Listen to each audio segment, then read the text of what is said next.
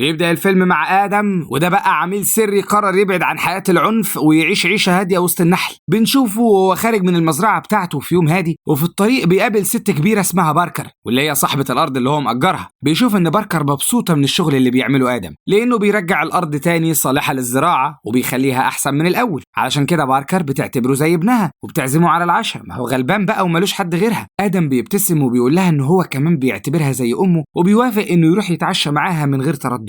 بعدها بنشوف باركر بترجع على البيت وبتفتح اللابتوب بتاعها، وفجأة بيظهر لها على الشاشة رسالة غريبة جدا بتقول إن الجهاز اتصاب بفيروس خطير، وبتظهر لها رسالة بتطلب منها تتواصل فورا مع شركة الحماية. هنا بقى بنشوف باركر بتتوتر وبتتصل بشركة مكافحة الفيروسات اللي هي مشتركة فيها، وبيرد عليها شخص اسمه جرانت بيحاول يهديها ويخليها ما تقلقش. باركر بتشرح له اللي حصل للجهاز، وهي مستغربة جدا إن جهازها اتصاب رغم إنها عندها حماية قوية. جرانت بيرد عليها وبيقول لها إن في مشكلة حصلت في النظام عندهم، وبيطلب منها تمشي على خطوات معينة بسرعة عشان تحافظ على بياناتها. باركر بتثق فيه وبتبدأ تنفذ الخطوات واحدة واحدة، وفي ثواني الجهاز بيرجع يشتغل طبيعي كأن مفيش حاجة حصلت. بعدها جرانت بيكلمها تاني وبيقول لها إنه هيبعت $5000 تعويض، وبيطلب رقم الحساب اللي هيوصل عليه الفلوس. باركر بدون تفكير بتديله رقم الحساب وهي مبسوطة بالفلوس. حسابها ده بيبقى نفس حساب الجمعية الخيرية اللي هي مسؤولة عنها، وفجأة بيتم تحويل مبلغ كبير جدا على الحساب.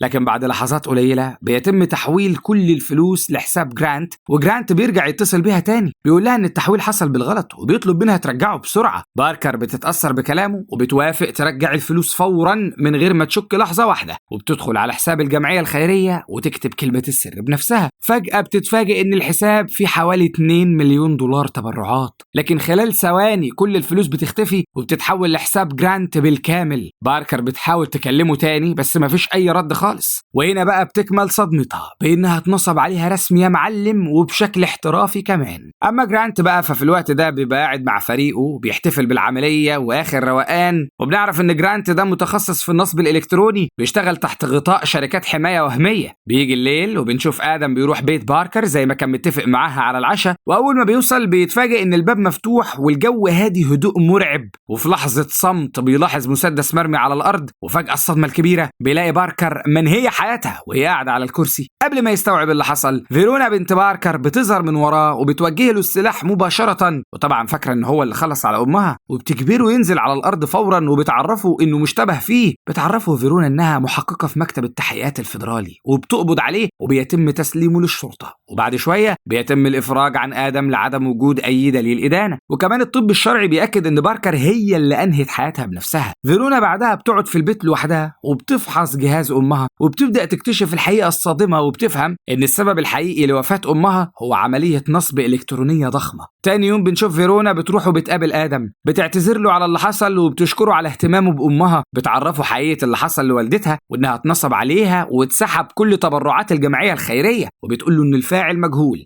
وبيشتغل من خلال شركات مكافحة فيروسات وهمية. بتأكد له إن مفيش قضية رسمية ممكن تتفتح لأن التحويلات تمت بموافقة الضحية قانونيا. بتطلب من آدم يساعدها في الوصول للي عمل كده في أمها، لكن آدم بيرفض في البداية وبيمشي وهو متأثر بموت باركر. بعدها آدم بيتصل بزميلة قديمة ليه في منظمة سرية اسمها خلية النحل، بنعرف إنه كان عضو فيها زمان. المنظمة دي كانت بتشتغل مع الحكومة لكن بشكل غير قانوني. الزميلة بتستغرب اتصاله لأنه سابهم من زمان، لكن آدم بيطلب منها معلومات عن شركة مكافحة الفيروسات فورا، وبعد وقت قصير بتبعت له عنوان الشركة، وآدم بيتحرك فورا ناحية مقر الشركة وبيبقى واخد معاه جراكن بنزين في العربية. أول ما بيوصل بيقابل أفراد الأمن عند المدخل وبيشتبك معاهم وبيفضلوا يضربوا في بعض، لكن آدم بيخلص عليهم في لحظات. وبعدها بقى بيدخل للشركة وبيطلب من كل الموظفين يسيبوا المكان فورا. وسط الفوضى بيبدأ ينفذ خطته بشكل مخيف جدا. آدم بيبدأ يدلق البنزين في المكان كله، والموظفين أول ما بيشوفوا المنظر ده بيتصدموا وبيجروا بسرعة بره الشركة. فجأة جرانت بيوصل ومعاه مجموعة من أفراد الأمن بيحاولوا يهجموا على آدم ويوقفوه، لكن آدم بيتحرك بسرعة كبيرة ومهارة عالية وبيبدأ يوقعهم واحد ورا التاني في ثواني. أما جرانت فبيقف مصدوم من اللي بيشوفه وبيسأله أنت بتعمل كل ده ليه؟ آدم بيرد بسخرية وبيقول له إنه مربي خلية نحل وبيطارد الدبابير اللي جوه الخلية بتاعته. بعدها آدم بيطلع قنابل صغيرة وبيثبتها في المكان كله، وبيوصل نظام الشركة بتليفون داخلي، وبيكلم جرانت مباشرة وبيبلغه إن الاتصالات اللي كانوا بيكسبوا منها فلوس هي نفسها اللي هتبقى سبب تدمير الشركة بالكامل، وبيوضح له إن أول مكالمة هتيجي للنظام هتكون إشارة بداية الانفجار، وبيحذره يهرب فورا لو عايز يعيش.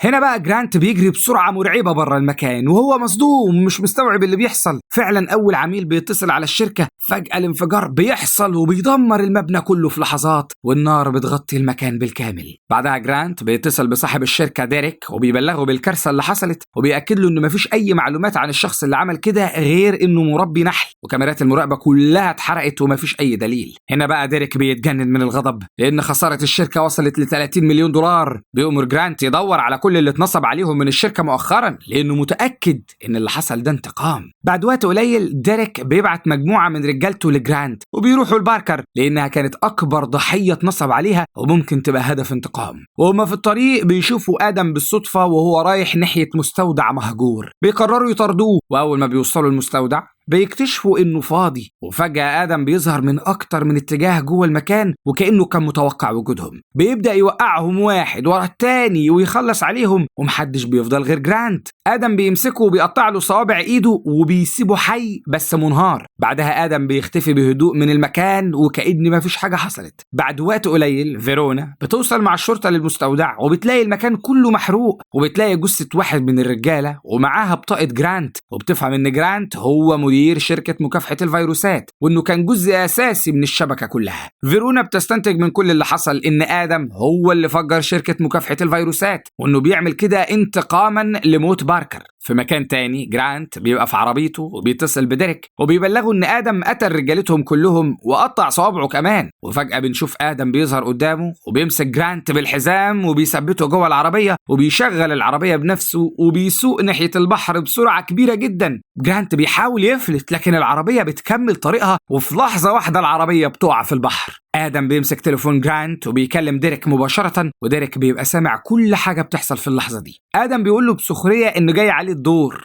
وإنه مش هيسيب حد وراه، وبيقفل المكالمة في وشه بدون أي تردد. بعدها بيركب عربية جرانت وبيمشي من المكان بهدوء كأن مفيش حاجة حصلت. في نفس الوقت ده ديريك بيروح لمسؤول الأمن في الشركة وبيحكي له اللي حصل. بتبدأ الصورة تتغير تماما وبيسمع اسم خلية النحل وبيتجمد في مكانه. بنكتشف انه رئيس سابق لوكالة المخابرات الامريكية، ولسه بيشرح ان اللي بيتعاملوا معاه ده مش شخص عادي، ده عميل خطير جدا من منظمة سرية اسمها خلية النحل. بعدها بيتواصل مع رئيسة امريكا جيسيكا وبيحذرها من اللي بيحصل. جيسيكا بتطلب حماية ابنها ديريك بأي ثمن، وبيتواصل مع جانت المسؤولة عن خلية النحل وبيبلغها ان آدم خرج عن السيطرة وبيهدد حياة ابن الرئيسة. هنا بقى جانت بتعرفه ان آدم مفصول من زمان ومش تابع ليهم. وفي نفس الوقت ده فيرونا وزميلها في مكتب التحقيقات بيدوروا على آدم في الداتا لكن مفيش أي سجلات ليه إطلاقا. بيبدأوا يفهموا إنه عميل عسكري سابق وبيشتغل في الظل. بعدها الشرطة بتبلغ إن جثة جرانت اترمت في البحر. بيجري الكل على الموقع بيشوفوا الجثة وصوابعه بتبقى مش موجودة معاه. وبالليل آدم بيبقى عند بنزينة، فجأة عربية بتخبط عربيته، بتنزل منها واحدة من خلية النحل اسمها لاندرز. بيبدأ قتال شرس جدا بينها وبين آدم وسط توتر شديد ومطاردة عنيفة، وبتفقد السيطرة وبتبدأ تطلق نار بشكل هستيري في المكان كله. لكن آدم بيتحرك بسرعة وبيتعامل مع الموقف واحدة واحدة وبيقدر يقضي على كل اللي حواليها تقريبا. وبتفضل لاندرز لوحدها بعد ما كل فريقها بيقع. بتجري ناحية مدفع على عربيتها وبتفتح النار بشكل عشوائي في كل الاتجاهات، لكن آدم بيستغل لحظة الفوضى وبيقرب منها بسرعة وفجأة بيضربها ببرطمان عسل وبيوقعها على الأرض بدون تردد، وبعدها بيولع النار. لاندرز بتحاول تقاوم لكن الموقف بيخرج عن السيطرة تماما.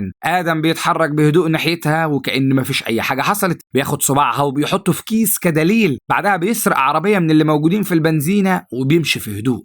بعدها جانيت بتتصل بالرئيس وبتبلغه باللي حصل، بتقوله انها ما قدرتش تتخلص من آدم. بتوضح له ان كل القتلة المأجورين في خلية النحل بقى عندهم خوف حقيقي منه لانهم عارفين انه اقوى واخطر منهم بكتير. بنشوف جانيت بتعتذر وبتقول انها مش هتقدر تساعد اكتر من كده. في اليوم اللي بعده ليس بيقابل مجموعة من جنود البحرية الامريكية السابقين، بيشرح لهم المهمة وهي القضاء على آدم بأي طريقة. في نفس الوقت آدم بيبقى وصل لمخزن لاندرز اللي قتلها من شوية وبيستخدم صباعها لفتح نظام الأمان. بيفتح الكمبيوتر وبيدور على معلومات شركة مكافحة الفيروسات، وبعد بحث طويل بيوصل لمقر الشركة الرئيسي وبيحمل كمية كبيرة من الأسلحة والمتفجرات وبيخرج من المكان. في نفس الوقت فيرونا بتشرح لرئيس مكتب التحقيقات كل اللي حصل، بتأكد له إن آدم هو المسؤول عن كل التفجيرات الأخيرة، وبتطلب تأمين المبنى الرئيسي للشركة فورا. وفعلا قوات مكتب التحقيقات بتوصل قدام مبنى ديريك، وفجأة آدم بيظهر وبيطلب منهم يبعدوا علشان ما يتأذوش، لكن القائد بيؤمر بالقبض عليه فورا. آدم بيقتحم المكان بسرعة رهيبة وبيبدأ الاشتباك، بيوصل لمكتب الشركة وسط فوضى كبيرة، وهنا نيس والرجالة بيظهروا وبيفتحوا النار عليه، لكن آدم بيتحرك بينهم بسرعة وبيختفي وبيظهر في كل مكان، بيخلص عليهم واحد ورا التاني بشكل مرعب لحد ما بيوصل لبيتس نفسه وبيواجهه بطريقة مباشرة وبيخلص عليه بسرعة بدون أي رحمة. بعدها بيروح لمدير الشركة بيطلب منه اسم صاحب الشركة الحقيقي. بنشوف المدير بيوري له صورة ديريك وبيقول له إنه مش عارف مكانه. وفجأة فيرونا بتقتحم المكان مع القوات، لكن آدم بيهرب بسرعة قبل ما حد يمسكه. وبتتصدم فيرونا لما بتشوف صورة ديريك ابن رئيسة أمريكا على جهاز الكمبيوتر. وبعدها بترجع فيرونا على مكتب التحقيقات وبتتصل بمدير المكتب وبتشرح له إن شركة مكافحة الفيروسات تبقى واحدة من شركات جيسيكا رئيسة أمريكا، وإن ابنها ديريك بيستغل اسم الشركة دي علشان يستدرج ضحاياه وينصب عليهم. أما واليس فبيطلب من ديريك يروح يستخبى في بيت أمه رئيسة أمريكا، وده لأن آدم عرف إن هو صاحب الشركة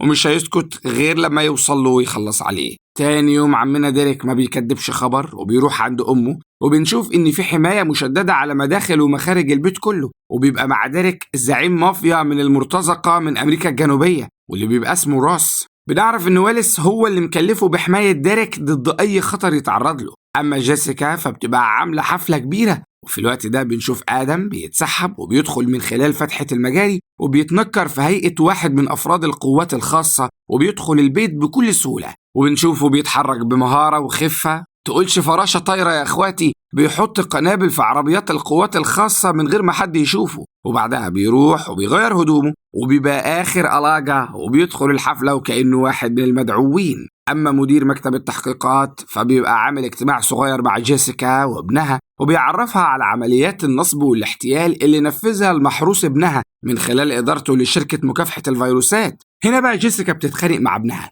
وده لأنه عاوز يدمر لها سمعتها، وبتقول له يلي تجيلك مصيبة، عاوز الشعب يتقلب عليا ويمشوني مفضوحة. لكن ديريك بيعرفها انها السبب، وانه عمل كل ده علشان يجيب الفلوس اللي هيمول لها بيها الحملة الإعلانية بتاعتها. وبيقول لها ايه يا حاجة، هو انت لولا اللي انا بعمله ده كنت هتبقي رئيسة امريكا اصلا وتلبسي جزم وفساتين من ام فاتورة دي؟ لا يا اما ما تنسيش نفسك عليا. في الوقت ده فيرونا بتبقى موجودة ضمن قوات تأمين حفلة الرئاسة. فجأة وهي بتمارس عملها بتشوف آدم في الحفلة وبتكلم القوات في السماعة وبتعرفهم بوجود آدم، وبسرعة القوات بتدخل للحفلة وبتطارد آدم، وبتحصل ما بينهم مطاردة عنيفة جدا ما بين القوات الخاصة وآدم، وفريق كمان من المرتزقة بيطارد آدم وكلهم بقوا عليه. طبعا بيقفشوه في الجنينة، ما هو مش ممكن يعني هيهرب من كل ده. وهنا بقى بيجي واليس وبيأمر راس زعيم المرتزقة انه يقتل آدم، لكن هنا المفاجأة ان آدم بيدوس على زرار المتفجرات وبيفجر العربيات ومعاها المكان كله.